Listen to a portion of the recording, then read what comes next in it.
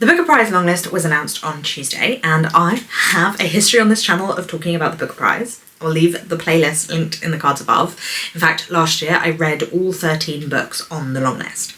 I don't think I'm going to do that again this year, but I thought I might judge them anyway and do my first reaction to the Booker Prize longlist with you guys.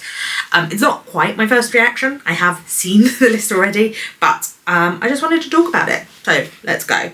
I'm going to start with the ones I know most about and work my way towards the ones I've never heard of.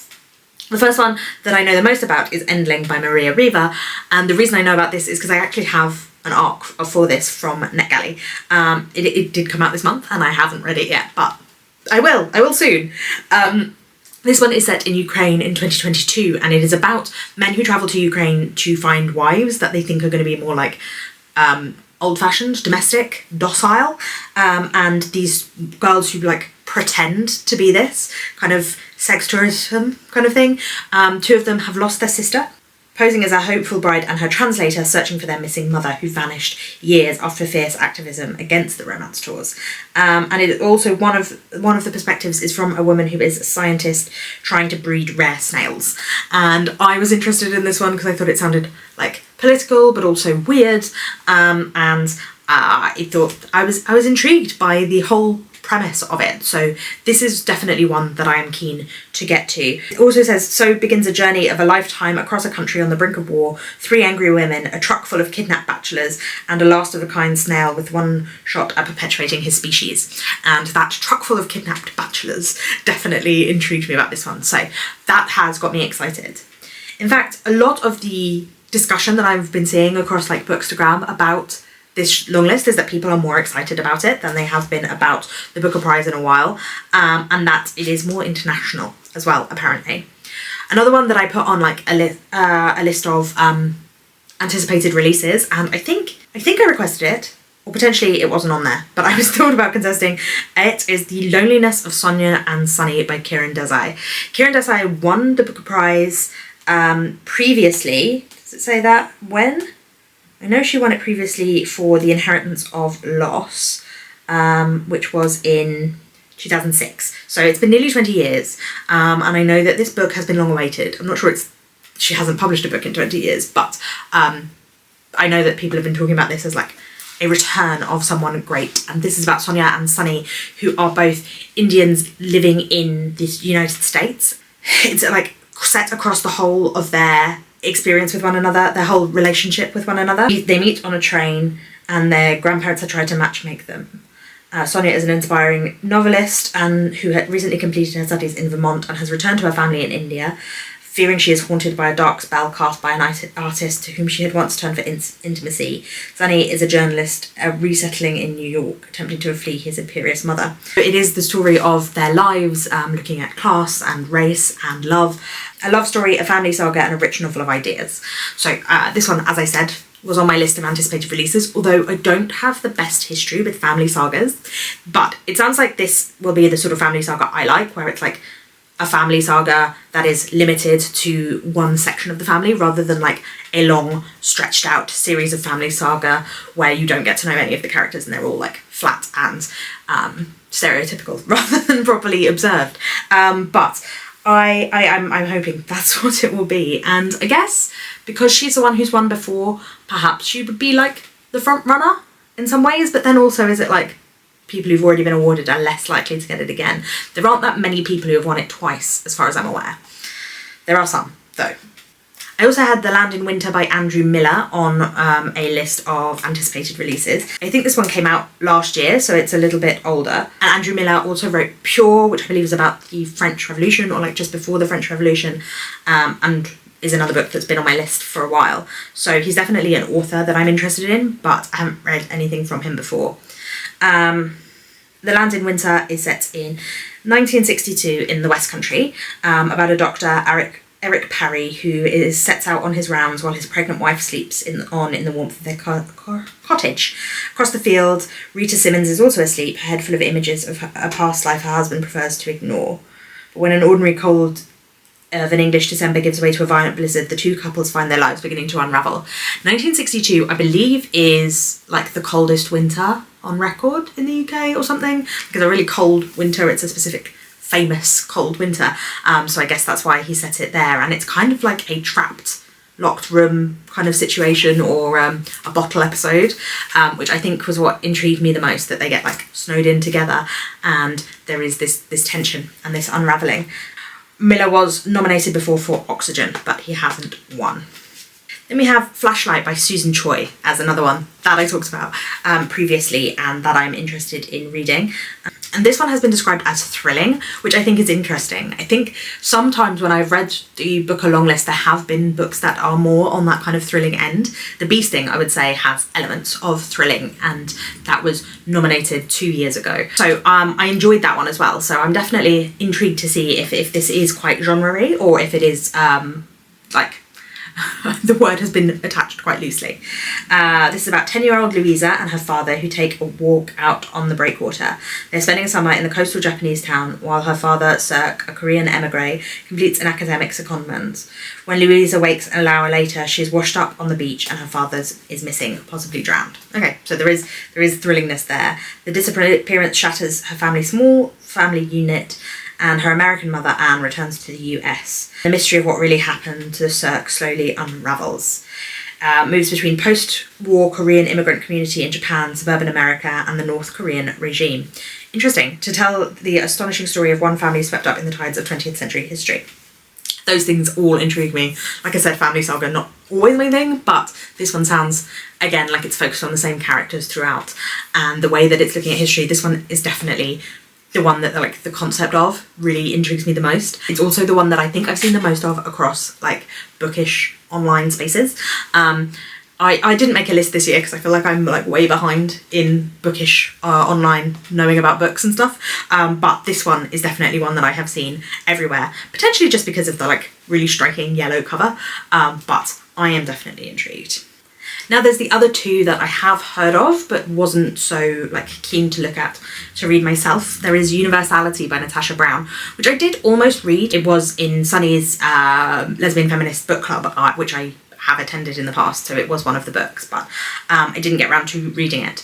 And it's one that I have seen like mixed reviews of across Bookstagram and BookTube. Like some people have really loved it and others haven't. I haven't read Assembly by Natasha Brown, which I know was the one that was like massive and everywhere, everyone was talking about it. So I don't know how I feel about her writing, but the mixed reviews have made me feel fairly ambivalent towards reading this one. This is one that starts off with like a long form piece of journalism, and I've heard a lot of people saying the story doesn't go where you were expecting, and I suppose it is whether that is disappointing or not, is whether you enjoyed the book or not. Late one night on a Yorkshire farm, a man is brutally bludgeoned with a solid gold bar. A plucky young journalist sets out to discover the truth surrounding the attack, connecting the dots between an amoral banker landlord, an iconoclastic columnist, and a radical anarchist movement. She solves the mystery, but her viral long-read expose raises more questions than it answers. And the focus is on words and what we say, which I can find a tiresome theme. So that is also potentially why I am less keen to read it. The other one is Audition by Katie Kitamura. I read the last Katie Kitamura book. I don't know if it was the last one, but it was one that was set in The Hague. Intimacies, and I didn't really gel with her writing style. I thought it was a bit flat. Now, obviously, sometimes different books from a writer, some work and some don't. So the fact that I didn't really love that one doesn't mean that I won't like this one if I do get round to it. But that is why I haven't really paid much attention to it, even though because Katie Kitamura is a writer who had a previous book that a lot of people on the bookish side of the internet I am on. It was liked by a lot of people who are on the same side of the bookish internet as me. I still have kind of just been not paying attention to this one because I didn't like her writing before. Two people meet for lunch in a Manhattan restaurant. She's an accomplished actress in rehearsals for an upcoming premiere. He's attractive, troubling, young enough to be her son. Who is he to her and who is she to him? Two compelling narratives unspool, rewriting our understanding of the roles we play every day and the truths every performance masks. And yeah, that synopsis doesn't really intrigue me either. I think this just sounds vague, and if the writing is flat too, I'm just not sure it's going to work for me personally. There are like on the Booker Prize website, which I will leave in the comments below, what the judges have said, why they've shortlisted it, and also what critics have said. And this one says, a surprising, unsettling conversation unfolds, but far more radical disturbances are to come. And it persists in the mind after reading like a knot that feels tantalisingly close to coming free. Yeah, none of this stuff is really drawing me to it, but if you have read it and you really loved it, do let me know in the comments down below. Maybe you'll change my mind. Then South by Tash Orr. I had not heard of this book, but I have heard of the writer Tash Orr. 5-star billionaire, that might be why. I have heard of the writer Tash Orr. He has been nominated twice before for The Harmony Silk Factory and 5-star billionaire. This is another one with a like striking bright coloured cover, and then a photograph in it. Is that like a trend in literary fiction publishing at the moment? I haven't noticed it before. When his grandfather dies, a boy named Jay travels south with his family to the property he left them, a once flourishing farm that has fallen into disrepair. The trees are diseased, the fields parched by months of drought. Still, Jay's father, Jack, sends him out to work the land, or whatever land is left. Over these hot, dense days, Jay finds himself drawn to Chon, the son of the farm's manager, different from him in every way. Out in the fields and on the streets in town, the charge between the boys intensifies. In the house, the other family members confront their own regrets and begin to drift apart.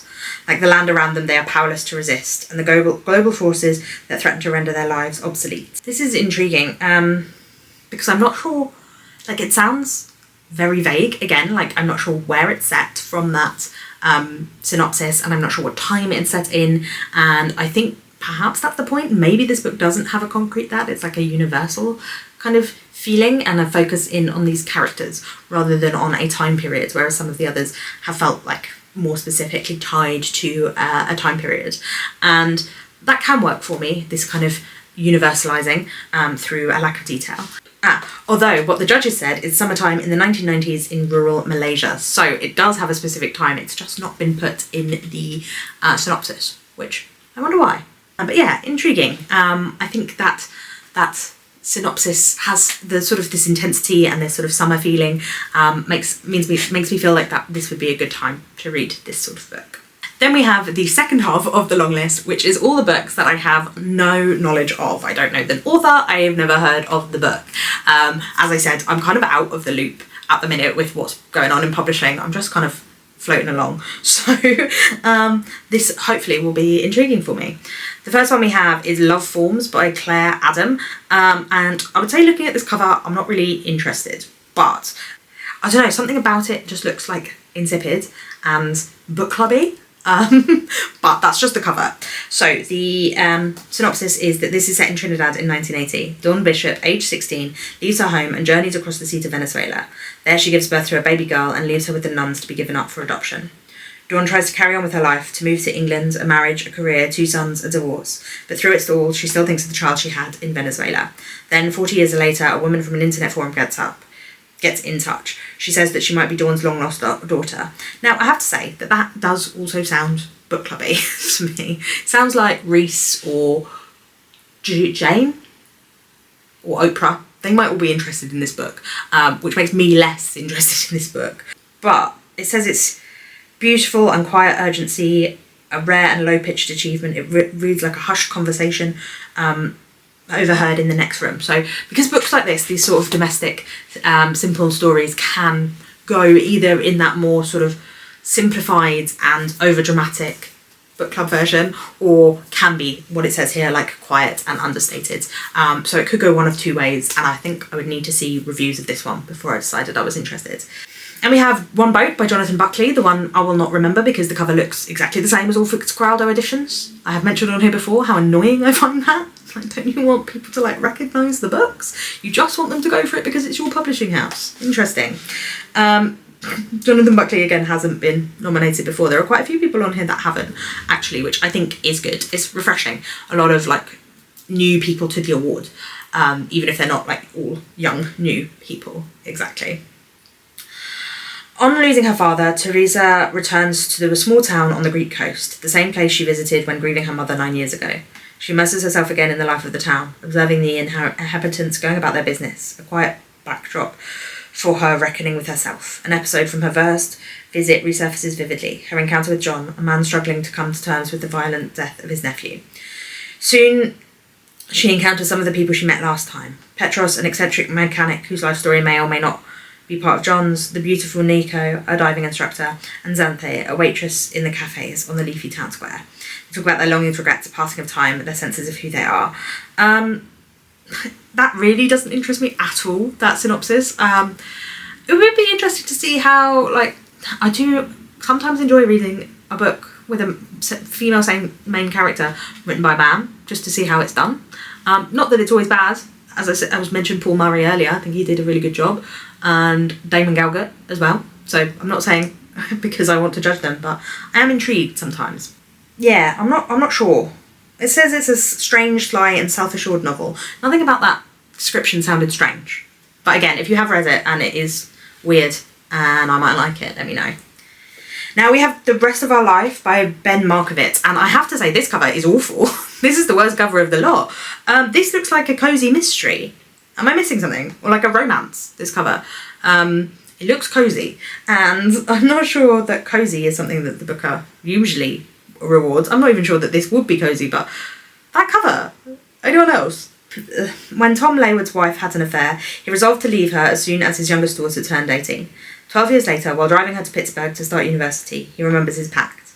He is also on the run from his own health issues and the fact that he's been put on leave at work after his students complained about politics of his law class, something he hasn't yet told his wife. So after dropping Miriam off, he keeps driving, with a vague plan of visiting various people of the past, an old college friend, an ex-girlfriend, his brother, his son, en route. Americans having midlife crises is just not of interest to me. There are a few of them, and I just don't care. I mean, Brits having midlife crises aren't a great deal more interesting to me. I don't know, people driving around meandering, having navel-gazy thoughts. I can't be dealing with it, really. Like, I do feel like going catch yourself on most of the time to these sorts of books. They're just a bit, I find it so tiring. I don't know, this one could be good, but a remarkably satisfying road trip. This novel speaks like a much-loved professor when his classes have a terribly long wait list. It's matter-of-fact, effortlessly warm, and uses the smallest parts of human behaviour to uphold its bigger themes. Nah. This will definitely have a big audience. This definitely is something that a lot of people like. Not for me, though. I should look that up. Festival is David Soloy. Soloy. Next we have Flesh by David Soloy, and as you can tell, I don't know who he is because I just had to look up the pronunciation of that name. He has also not been nominated for the prize at all before, and I've not heard of this book, but 15-year-old Istvan lives with his mother in a quiet apartment complex in Hungary.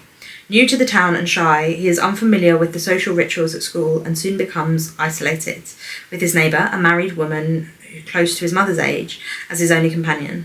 Their encounters shift into a clandestine relationship that Istvan barely understands, and his life soon spirals out of his control.